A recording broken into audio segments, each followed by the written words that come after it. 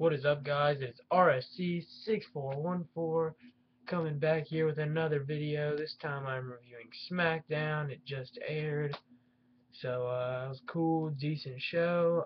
Do what I usually do, review the matches, and give the overall grade of the show, what I thought it was. So I hope you guys enjoy it. And yeah, first thing we have is Daniel Bryan. Um, Out in the ring, he calls out Kane. Kane comes to the ring. Daniel Bryan said when he got to WWE, didn't think he'd win the World Heavyweight Championship. He thought he'd win the World Heavyweight Championship, but he didn't think he'd win the Tag Team Championships, and he didn't think he'd win it with Kane for sure. And he didn't think him and Kane would be a team for 9 months. So basically, it's him talking about how he didn't think he'd win the tag title, or how he didn't think he'd team up with Kane, let alone win the tag titles. Then Kane comes out, and Daniel Bryan says, if me and Randy Orton, Team RK No, is the name of the team, I guess, win the tag titles, me and you can't team anymore. Kane says, if I win the U.S. Championship, we can't team anymore, blah, blah, blah. Basically talking about their matches at Payback. If they win their title matches, then they can't team together anymore. It's basically talking about how they're going to break up if one of them wins. They're automatically already almost looking like they're going to break up, which at this point they've been together for a while now, so what are you going to do, I guess? It's hard to believe it's been 9 months already. It seems like just yesterday they were teaming, but whatever. Then Randy Orton, Daniel Bryan says he's not the weakest link if he wins the tag titles. Kane grabs him by the neck. Randy Orton says, hold on, Kane, as much as I'd like to see you chokeslam him, me and Bryan still have our match on Sunday at Payback, so we can't do it. So don't chokeslam him. Then Randy and Kane stare each other down. Then the Shield comes on the Megatron, says they're going to win tonight. In a 3-on-3 tag match versus Randy Orton, Daniel Bryan, and Kane. There's a 3-on-3 tag match. That's the match tonight in the main event.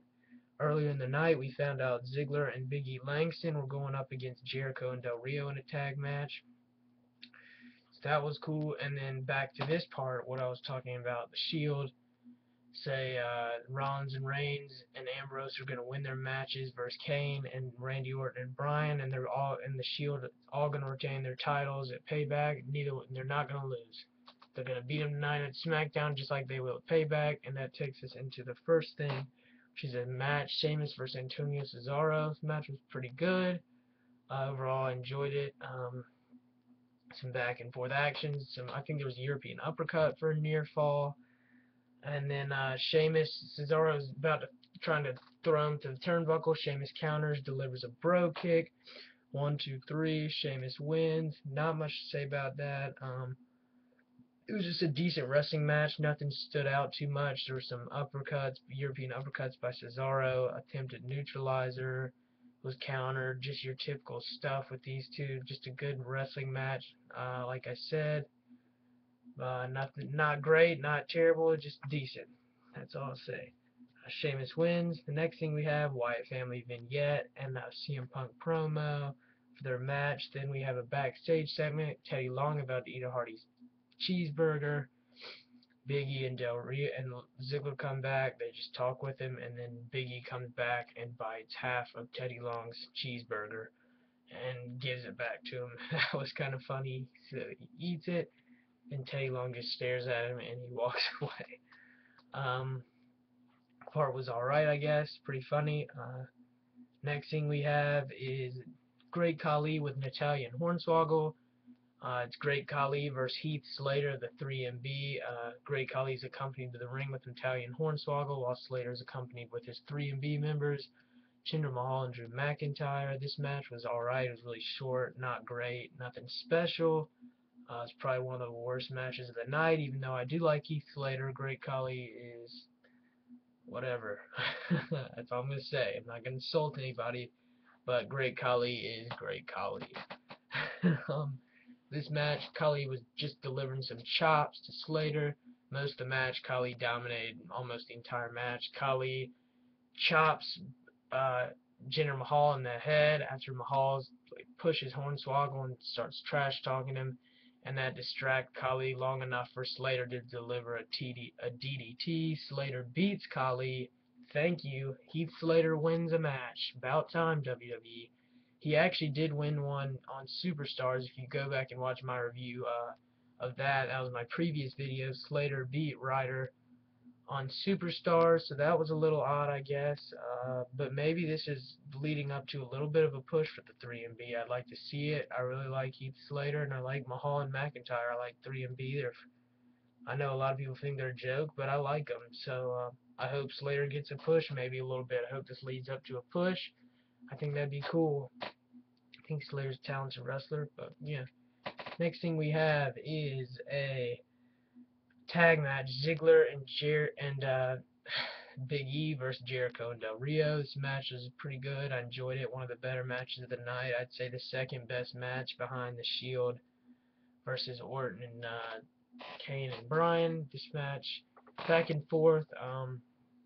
Del Rio hits a backstabber on Big E on the outside of the ring, and then then Del Rio hits a backstabber later on in the match and delivers a kick to I'm trying to think. Oh yeah, Dolph Ziggler tries to go for a splash. He misses, and then Jericho hits the Bulldog on Ziggler. Then you see Del Rio deliver a backbreaker and then a kick, and then Del Rio tries to trying to think what happened after that.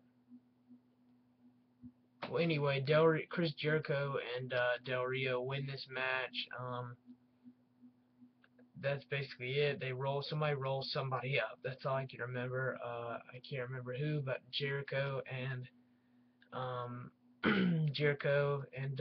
Del Rio in this match. Not bad, not terrible. Sorry, I can't remember the ending, but I know that somebody rolls somebody up, and that Jericho and Ziggler and Del Rio in the match. Really good match, but apologize for forgetting. Cut me some slack, guys. Oksana versus Kaylin's the next match. Caitlyn, they show us like a recap of Monday how Caitlyn got embarrassed by her secret admirer, who was AJ Lee. Oksana laughs. Caitlyn immediately goes at Oksana, starts attacking her, throws her out of the ring, and just beats the crap out of Oksana. The ref tries to pull Caitlyn off of Oksana, and then Caitlyn starts going at the ref, hitting him. And then later on earlier in the week on WWE.com, Caitlyn, it said, gets fined $10,000. So I wasn't surprised. I knew what was going to happen, but I didn't know how it was going to happen. I knew Caitlyn was going to go ballistic. They're making her look crazy now, sort of like the AJ Lee thing, but I hope AJ Lee wins the Divas title. I like her a lot. She's my favorite diva. I hope she beats Caitlyn at Payback. I like Caitlyn too, don't get me wrong. I like them both, so it should be a good match. This match particular was whatever, making her look crazy. I'm not a huge fan of that, but alright. Next thing we have Curtis Axel versus Wade Barrett, almost like a preview to their Intercontinental Championship match at Payback. Wade Barrett's like, Paul, I'd like to make a business proposition to you. He's like, if me and Curtis Axel fight and I injure Curtis Axel, he'll be taken out of the match and lose the Intercontinental Championship opportunity maybe. And he may not be able to compete at Payback. Heyman whispers into Axel's ear like it looks like this match isn't going to happen. Miz comes out, says let's get this match started, blah, blah, blah. Can't remember, they start going at each other and then they're going back and forth. Barrett gets thrown into the steel steps earlier on in the match, and then Axel tries to go hit Barrett but hits Miz instead. Barrett gets thrown in the ring, and then he goes after Axel, but it's too late. Axel already running at Barrett and delivers a swinging neck breaker on Wade Barrett. 1, 2, 3, Axel wins. He's all excited. Miz comes in the ring because he got hit by Axel earlier on in the match. Axel tries to hit him. Miz counters, swings around, puts him in a skull-crushing finale position, and then delivers it and then just slams Curtis Axel's head into the canvas, and then it makes Miz look good and all strong and stuff that he took out Axel, and Barrett's gone, so that's whatever. Not a huge fan of the Miz. I hope he doesn't win the Intercontinental Championship Sunday at Payback. I hope either Barrett or Axel does, but this was whatever. Next thing we have, the main event match. Shield versus Randy Orton, Daniel Bryan, and Kane. This match was the best match of the night in my opinion. I enjoyed it. Back and forth action. They always put on a good show in these 3-on-3 tag matches. Shield, Daniel Bryan's done crazy good these past couple weeks. I always known he was talented, but he's just going off on everybody he faces, which is pretty cool. Really big fan of Daniel Bryan. Hope he keeps it up with this weakest link stuff. But yeah, this was alright. Basically what happened, they're going back and forth, and then later on in the match it gets really good. Orton gets speared by Roman Reigns when he tries to go for RKO. He gets countered and gets speared. Kane, then Ambrose and Reigns get taken out over the barricade. They get taken out by Kane. They get tossed over the barricade. Then Roman Reigns hits a buckle bomb on Daniel Bryan in the ring. Daniel Bryan had a couple good moves with the kicks when he does no, and then kicks, and then he delivered a lot of kicks during this match. He delivered a suicide dive right on Rollins on the outside against the barricade, which is cool. Done a lot of the same moves in his past matches. Just on fire, back and forth, going nuts. I'm really enjoying those farts and those spots in the match. Daniel Bryan with all those kicks, suicide dives, a lot of high spots, really cool moves. Really like Daniel, like I said. Like I was going back to, Rollins hits a buckle bomb on Daniel Bryan. He goes to the top rope, gets distracted by Kane. Reigns and Ambrose have already been taken out over the barricade, like I mentioned. Randy Orton got speared by Roman Reigns. So that just leaves Kane, Bryan, and Rollins left standing. Rollins is on the top rope after he delivers a buckle bomb on Daniel Bryan. Kane distracts Rollins. He throws Rollins off the top rope, and then that gets Daniel Bryan, puts Rollins in the no lock, and Rollins has to tap, and Daniel Bryan, Kane, and Randy Orton win this match via submission. Daniel Bryan doing the no lock on Roman Reigns after he gets thrown off the top rope by Kane, and then put in the no lock. Daniel Bryan makes Seth Rollins tap. Overall, this match was my favorite match of the night. I really enjoyed it, like I said, a couple times already. But yeah, it's really exciting stuff. Some good action. This SmackDown episode was decent overall. I'd say I'd give it a 6 out of 10. Better, mediocre, just sort of like the usual SmackDown to me. I really like SmackDown, but this SmackDown was pretty good. Nothing different than usual. Just some good wrestling, a couple not great matches, and then a couple decent, and then a couple that were really good. So yeah, 6.5. A 6 out of 10 is what I give it. 6 out of 10, my overall grade of this SmackDown episode. So yeah, hope you guys enjoy it. Like I said, my final grade, 6 out of 10. I keep repeating it, but in case I wasn't clear enough, that's what I give it. Enough of me rambling on. Hope you guys enjoyed the in-depth review. Check out my other videos, my payback predictions coming up tomorrow. And check out my other vids and subscribe. Thanks, guys.